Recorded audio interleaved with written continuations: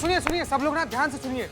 देखिए, कुल मिलाकर हम लोग के पास सिर्फ 42 घंटा बचा हुआ है, तो इसी समय में बिना लापरवाही किए पूरा दिल से काम करना है। और कोई रे बाबू रे, तुम सुनो है। इस समय में ना कोई भी अड़ंगाबाजी पतंगाबाजी नहीं चलेगा, समझ रहे हो ना? हाँ ठीक ठीक। और काम खत्म हो जाने के बाद? काम खत्म हो जाने के बाद जिसको जो करना है वो कर सकता है। तजुर्बा कहता है हमारा, अच्छा वक्त उन्हीं के नसीब में आता है जो वक्त को नसीब के भरोसे नहीं छोड़ते। अरे वाह, क्या बात कही है संतू जी। संतू जी, संतोष शर्मा नाम है उनका। क्या इम्प्रेस हो रहे हो बे तुम? क्या इम्प्रेस हो रहे हो? क्या लगता है तुमको संतू जी तुमको बोली है उसका मतलब उनको खुद को भी पता है ना? बिल्कुल भी नहीं, नहीं पता उनको क्या बोली है तुमको। एग्जाम्पल देखना तुम। और दिखा दे इधर। संतू जी सुनिए ना। क्या बोली? आप जो बोली ना उसका मतलब इसके समझ में नहीं आया। उसका क्या मतलब होता है इसको समझाइए ना जरा। मतलब से हमें क्या मतलब है? हाँ, मुझे तो अच्छा लगा तो मैंने बोल दिया। चलो चलो फटाफट काम करना, चलो। चल काम कर जो। हाँ ठीक है। बाबूजी, चाय आपने नहीं पी? काम तो बहुत अच्छे से चल रहा है, लेकिन मटेरियल अभी थोड़ी देर में खत्म हो जाएगा। मैंने सप्लायर को फोन किया तो उसने माल देने से मना कर दिया। बाबूजी, कम से कम 8-10 हजार जूते और बनाने बाकी है। मुझे तो कुछ भी समझ में नहीं आ रहा है क्या करें।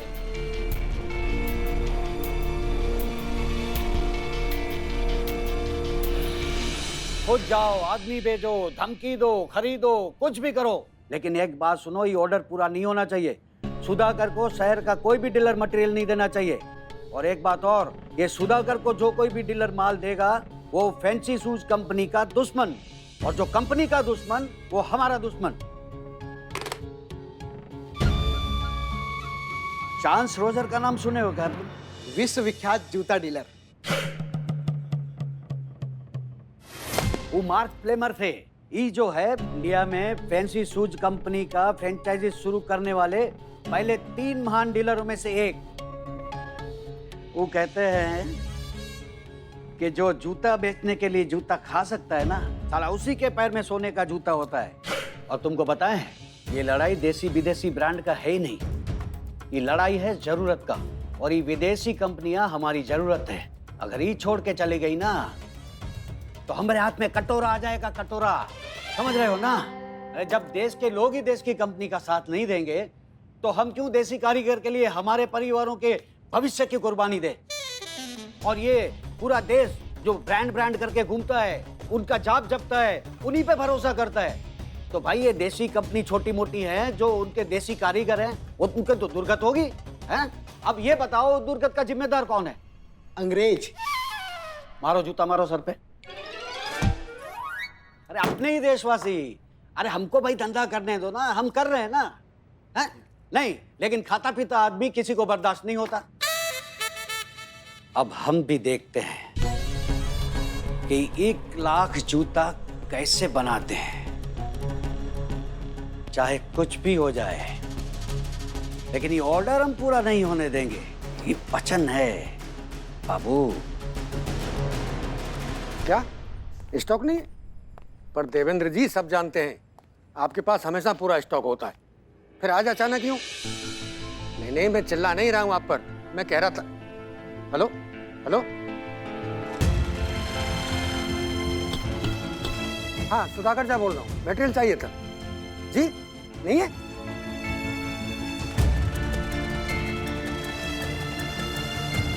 मटेरियल नहीं है? जानता था बंधु, पुरानी दोस्ती के नाते ऐसे ही फोन कर लिया था।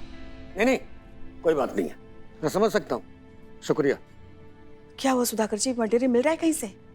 मार्केट में मटेरियल खत्म, कहीं से नहीं मिल रहा है। हाँ? मटेरियल खत्म हो गया या कोई देना नहीं चाह रहा है आपको सुधाकर जी? जाहिर सी बात है, कोई देना नहीं चाहता, नहीं तो मार्केट में मटेरियल की क्या कमी है? अब रातों रात सारा मटेरियल ऐसे ही तो गायब नहीं हो सकता ना। ये लड़ाई इतनी आसान भी नहीं है बेटा, बहुत पावरफुल लोग हैं ये।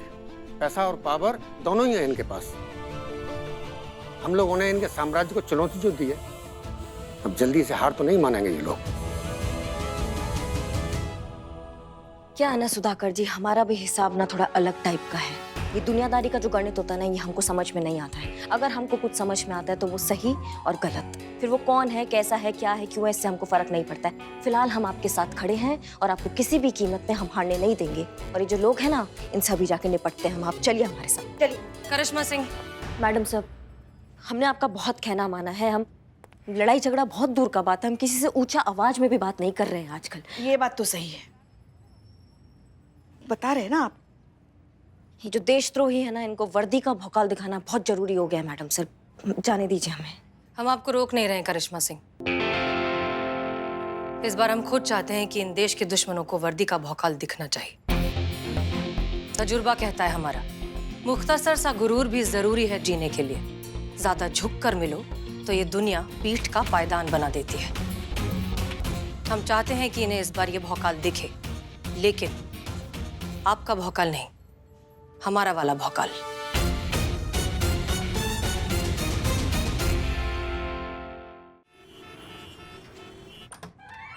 रेड कहाँ रेड पड़ गई? खबरदार जो किसी ने हिलने की कोशिश की, पुलिस ने तुमको चारों तरफ से घेर लिया।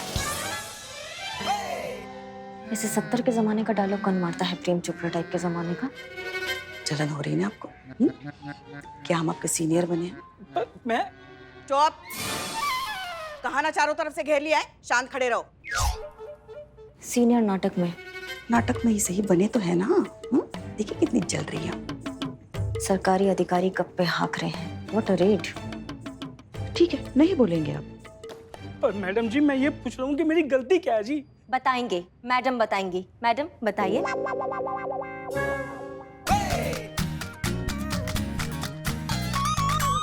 नहीं जी, मैं ड्राइवर नहीं हूँ, मैं तो मालिक हूँ जी यहाँ पे। मैडम बहुत अच्छा बात करती हैं। मैडम बात कीजिए, बोलिए मैडम, बोलिए। मैडम बोलेंगी। यहाँ का सप्लायर कौन है? जी मैं हूँ जी।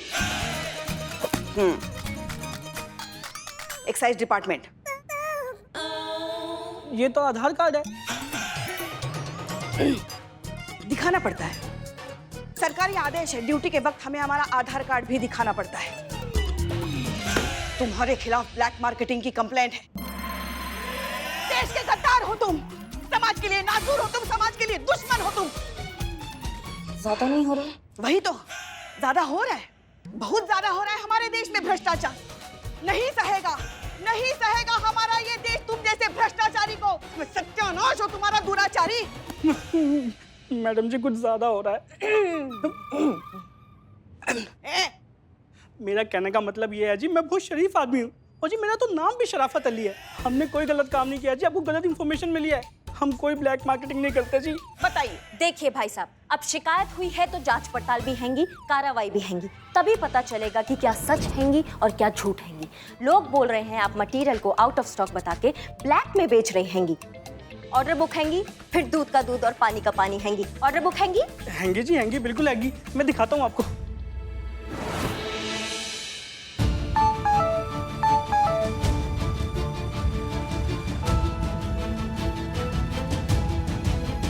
कीजिए फोन।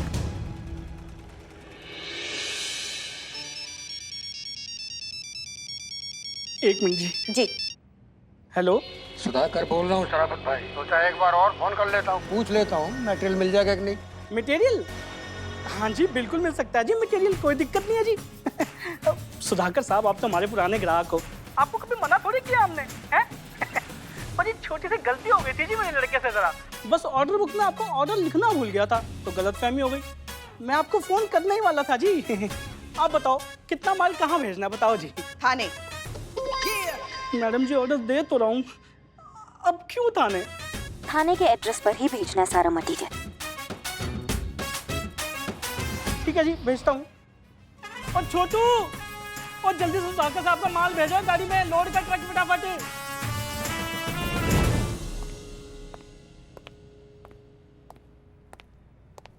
क्या हुआ, मटेरियल आ गया? नहीं पुष्पा जी, अभी तक नहीं आया है। नहीं आया? ओहो, लगता है फिर से आपके सीनियर बन के हमें हमारा भौकाल दिखाना पड़ेगा। नहीं, भौकाल दिखाने का जरूरत नहीं है। देखिए, नाम लिए और अब आइए भाई साहब, आइए इधर ही। मैडम साहब, सुनिए भाई लोग, आ जाइए, मटेरियल आ गया। चलिए चलिए, आइए जल्दी।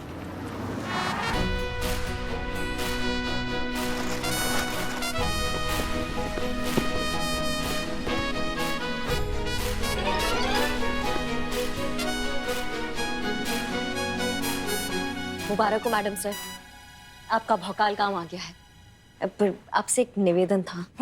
अब से आप हमें भेजिए ना मैडम सर, पुष्पा जी के साथ मत भेजिएगा। इनका ओवर एक्टिंग का सुनामी हमको ले डूबेगा, हम आपको बता रहे हैं। क्या कह रही थी आप मैडम सर से? कुछ नहीं, आपने जो इतना अच्छा कला दिखाया अपना, उसका बात करें। हाँ हाँ मैडम सर, देखिए तो सही कौन बात कर रहा है। ऐसे बात करिए जैसे खुद तो बहुत बड़ी महान अभिनेत्री है। हाँ, याद है आपको जब हम हमारे लल्ला को लेके आपके यहाँ आपको देखने के लिए आए थे, तब क्या कर रही थी आप? ऐसे लहरा लहरा के, आइए ना माँ जी, बैठिए ना माँ जी, चाय पीजिए, पकोड़े खाइए, हमारे हाथों से बनाए हैं पकोड़े। हाँ, अरे वो तो छोड़ो, अभी इसके लिए गए थे तो कैसी बात कर रही थी, कितना ओवर एक्टिंग कर रही थी, हेंगे हेंगे करके। क्या था ये? तभी हमने हमारे लल्ला को कहा था ये सब दिखावा है। हाँ, ये सब दिखावा है, अपने रंग शादी के बाद दिखा दिए। आप काबू में थी, आप थी काबू में, मुगले आजम की जोधा बनी हुई थी आप। हाँ, ऐसा गजब का ओवर एक्टिंग किया था आपने। अरे हमारी बहू, अरे हमारी बेटी, अरे हमारी लाडो, लूडो दे दो, बोर हो गए हैं, ऐसा कह रहे थे हम। पूरी बात सुनिए नहीं हमारी, लूडो मांग रहे थे खेलने के लिए। मतलब कुछ भी, मुंह खोलना तो बस बोलना है, कुछ भी बोल देंगी, ना सर ना पैर। बोर हो गए थे आपके घर तो हम कह रहे थे कि हमें गुड लूडो जॉब। दे दो ये खेलने। देखिए, बहुत अच्छा काम किया आप दोनों ने, कॉन्ग्रेचुलेशंस। शुक्रिया मैडम सर, काम तो होना ही था ना, हम इनके सीनियर जो बने थे। मैडम सर अच्छा बात ये हुआ है कि सुधाकर जी का प्रॉब्लम सॉल्व हो गया। फिलहाल के लिए उनका प्रॉब्लम सॉल्व हो गया है। आपको लगता है पांडित चुप बैठेगा? नहीं मैडम सर, वो कैसे चुप बैठ सकता है? इतना बड़ा साम्राज्य उससे छीना गया है, हमारे काम को रोकने के लिए वो कोई ना कोई अड़चन जरूर डालेगा। इसलिए मैडम सर हमने कुछ सोचा है। क्या?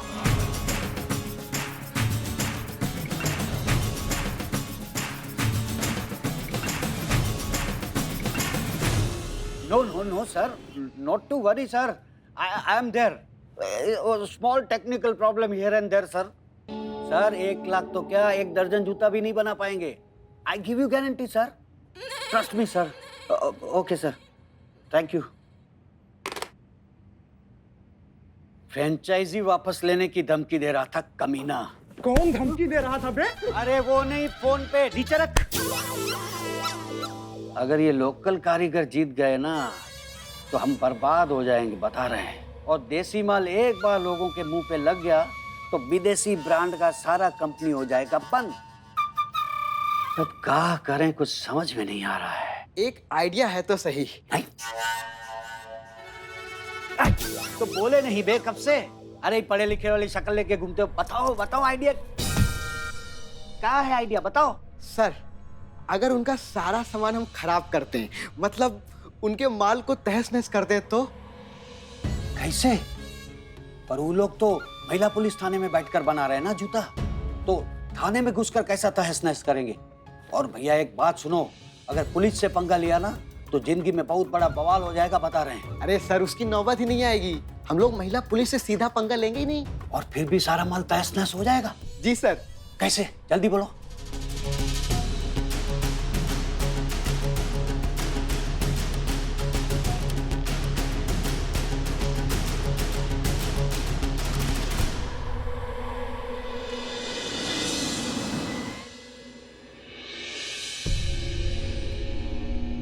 ध्यान से सुनो, सिर्फ गैस के गोले छोड़ने हैं, ठीक है? जब तक पुलिस वाले अपनी आंख को बचाएंगे हम लोग अपना काम करके निकल जाएंगे।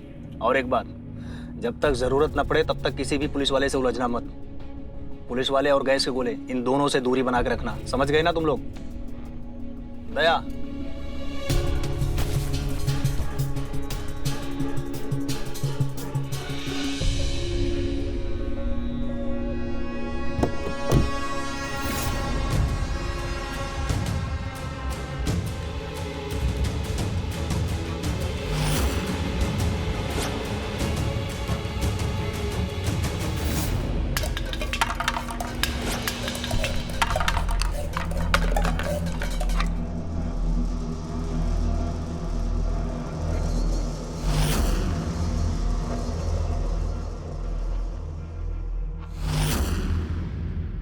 आइए, इधर आइए।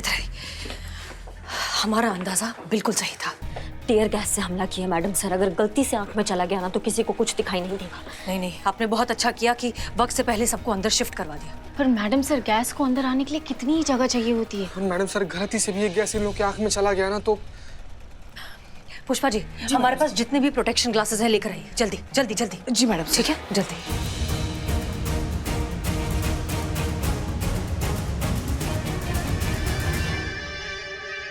लाइए लाइए, ये लो।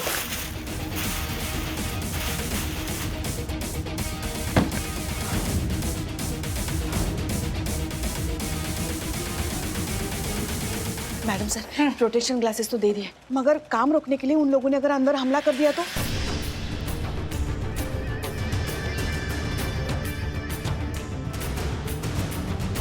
ऐसा है करिश्मा सिंह, पुष्पा जी, जीत और संतोष। Yes madam sir.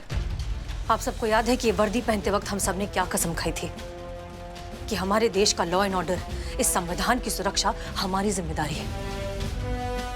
हमारे देश की जनता की हिफाजत हमारी जिम्मेदारी है, जिसे हम हर हाल में निभाएंगे, चाहे हमें अपनी जान भी क्यों ना देनी पड़े। किसी को कुछ नहीं होना चाहिए।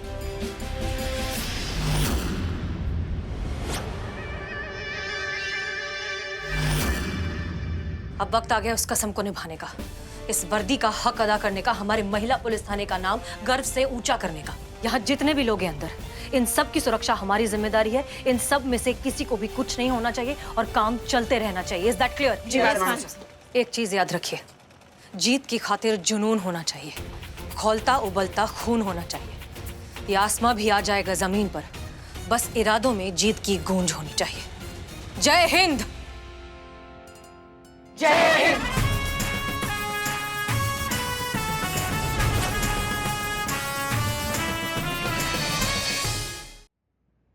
सुधाकर जी, हम यहाँ से बाहर जा रहे हैं। दरवाजा अंदर से बंद कर लीजिए। काम बिल्कुल नहीं रुकना चाहिए और कोई बाहर नहीं जाना चाहिए। और बाहर से अंदर हम किसी को नहीं आने देंगे। लेकिन आप लोग टीयर गैस में ऐसी? नहीं,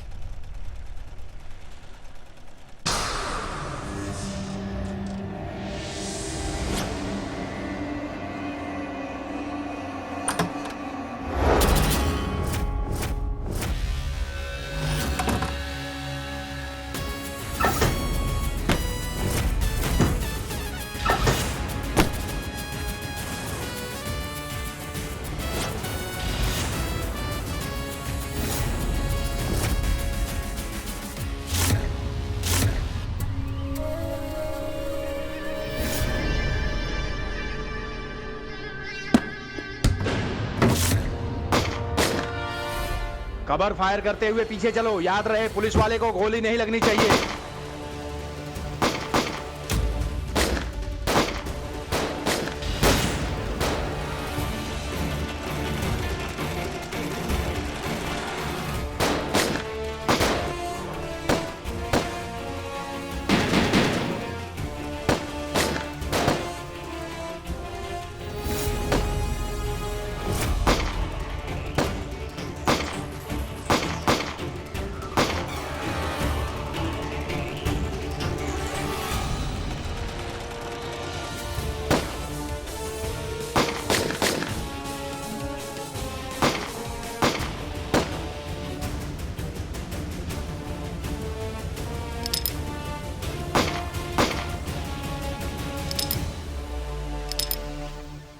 करिश्मा सिंह, हमारी गोलियां खत्म हो गई। मैडम सर, हमारी भी।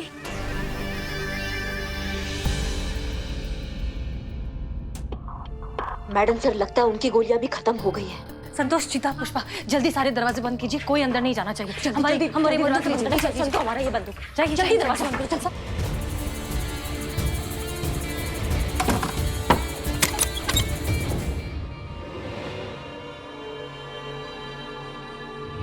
मैडम सर, हम रेडी।